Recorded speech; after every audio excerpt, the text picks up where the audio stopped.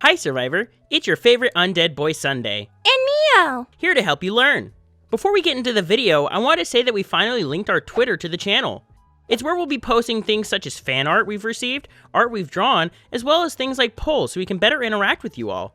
So we'd really appreciate if you followed us, because our recent attempts to get interaction on Twitter have been less than desirable. Do you like it? Anyway, on to the video. Fursona origins. Let's bite into that. Outside of attacking someone and taking their Fursona as your own, people tend to put a lot of inspiration into their characters. So when Subscriber left a comment asking about the origins of our characters, we thought, sure, shouldn't be too hard. After all, we created them. Until we realized we basically had to deconstruct our entire process to get there, leaving us not only to question ourselves, but people in reality of our tiny existence. But it's fine. Nothing I don't do constantly anyway. Now to have this more balance of a video, we decided to create the Question Cauldron. Ooh. Supplier of infinite wisdom in existential crisis. And yes, before you ask, we actually went out and bought a little cauldron for this video. I'm so responsible. We're gonna take turns grabbing inquiries out of the question cauldron and answering them. Now for the sake of time, we're only gonna be answering the questions we draw. So if you want to see my responses to Neo's questions, or vice versa, then make sure to subscribe so you get notified when we post our second part of this video. And without further ado, I'll go first. Where did your name come from? Neo has a very dark color scheme with bright accents. So because of this, I wanted her to look like little lights in the dark. Neo is sort of short for neon, plus she was a new character at the time, so she was also Neo as in new. There was a point where I left the fandom for a while, but I loved Neo so much as a character that I couldn't abandon her, so I kept the name. All of my socials had Neo's name on it. When I met people for the first time and gave them my art accounts, they didn't call me by my real name, they just called me Neo because it was easier to pronounce. So the name never escaped me, and as a result, I could never escape this character I made. Almost nobody in my life calls me by my real name anymore, and I've embraced that Neo's just a part of me. So why these colors? Well, actually, I kinda took the idea from a Ben & Jerry's ice cream bar. But his colors did change as we continued to work on him. Here's his first palette for comparison. At the time, I didn't want him to be pink because I thought pink and blue Fursonas were really common. But Neo pulled it off in a way that made it really appealing. Why did you choose the species that you did? Well, Neo's species doesn't actually have a name yet.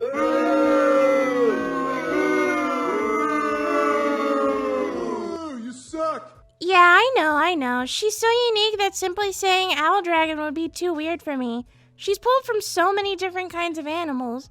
From owls, cats, dragons, crows, jellyfish, and bats. These are all my favorite animals, so when I designed her, I wanted to incorporate all kinds of things into her design. Admittedly, you could probably only get the owl and the dragon parts. Maybe the bats if you squint your eyes enough.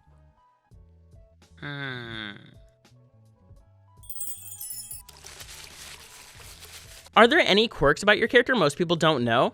Yes! So we all know Sunday is a zombie, but in order to make him less edgy and also give me some art ideas, I gave him a flaw, which, by the way, if your character doesn't have flaws, you really should consider giving them some. But that's for another video.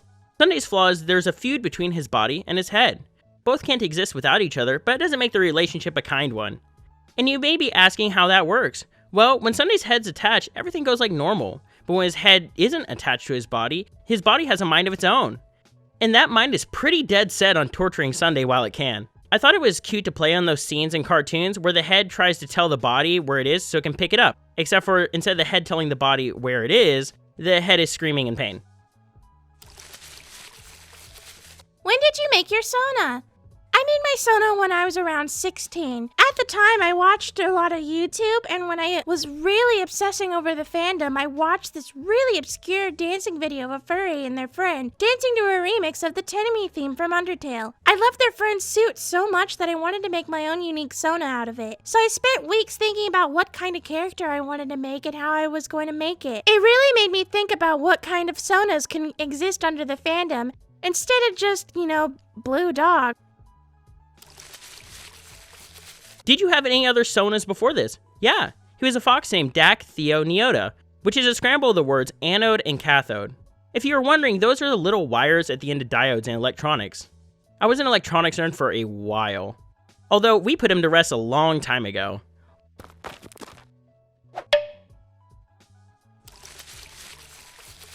What was your biggest challenge when designing them? Anatomy! The thing about designing a Sona is whether or not they can actually walk and function.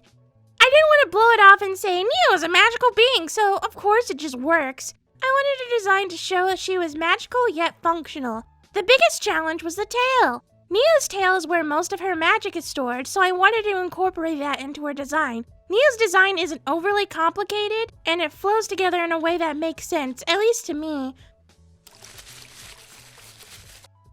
What did your first concept look like and how was it changed? Well, he's definitely a lot less skinny. And we made a few changes to him to make him more appealing, which are pretty obvious. But honestly, his biggest changes were in his character. In the beginning, Sunday was, well, a pink zombie me. The longer I've had and drew them, the more they became less me and more their own thing. For a lot of people, that makes them love their characters less. But for me, it only increased my love for it. It's almost like my child at this point. And watching it change and grow into something more complex and interesting as time goes on has been a really lovely experience. What's your biggest tip to help somebody design their first Sona? Go simple. You don't want to overcomplicate your Sona with too many colors and ideas your first time. This is gonna be your baby, so treat it nicely. Neon colors, lots of patterns, and dangly items. They're not good most of the time, even for experienced artists. You don't have to add a lot for a Fursona to be special.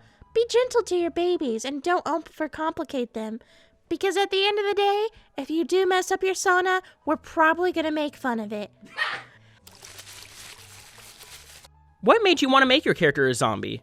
Well, other than the joke that both zombies and psychologists are obsessed with brains, it comes from a variety of sources. For one, I love the concept of terror management theory, which basically boils down to people tend to feel more strongly identified with their groups when presented with death imagery, and bringing this community closer is a huge goal of mine.